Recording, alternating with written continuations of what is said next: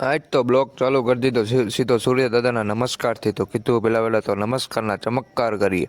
તો પછી હું વયો ગયો મહાદેવે આપણે લોકો દર્શન કરીએ છીએ કાંઈ મેં પંચનાથ મહાદેવે ઢોરાજી.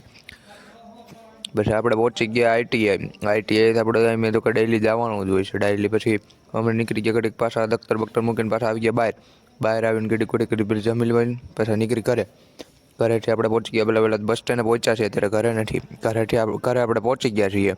ઘરે હવે કીધું ઘડીક આરામ કરી લઈ.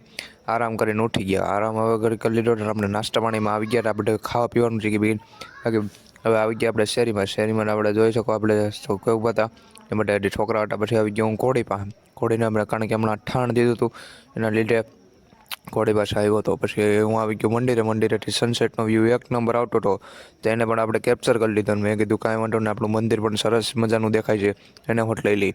અને પછી થઈ ગયું રાઈટનું ટાણું. પછી હું શેરીમાં આવી ગયો. શેરીમાં જોઈને આપણે પબજીવાળા બધા પ્લેયરો આવી ગયા હતા.